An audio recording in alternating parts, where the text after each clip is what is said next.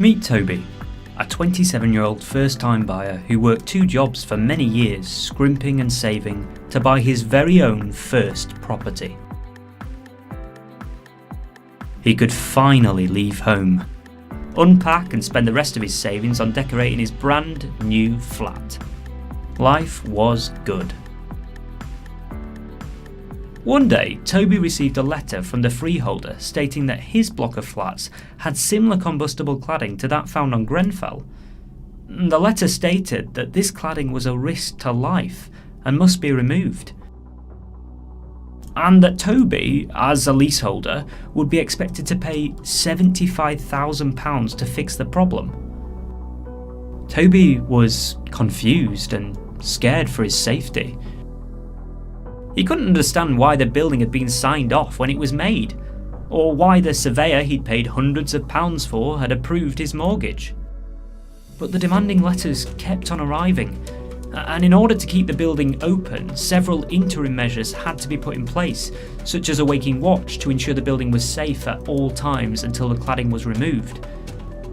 And Toby was expected to pay for these measures too, meaning his service charges almost doubled.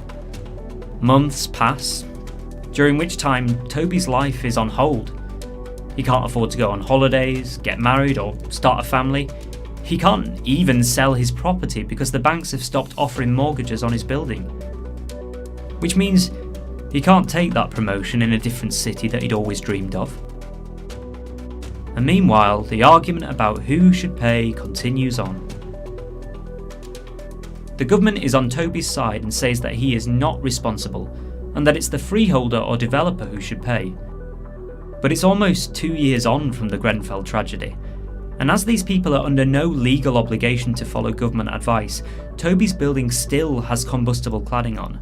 He's still being told that he is responsible, and he's still feeling the strain from raised service charges. He and many of his neighbours are on the brink of bankruptcy and are facing court charges for non-payment. To save on costs, they're forced to take it in turns to carry out their own waking watches on the building throughout the night.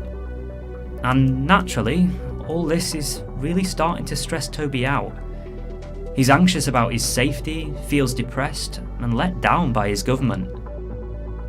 In short, Toby just wants to move on with his life. We know, and the government knows, that this is not fair. As do the other estimated 40,000 leaseholders in Toby's position across the UK.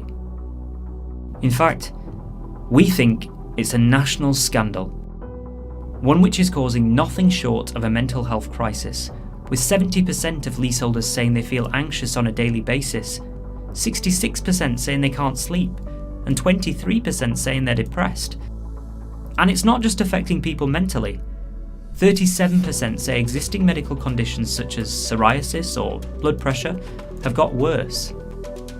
In total, there are 166 private residential buildings in the UK in this position, and we want to unite them. Because together, we're stronger.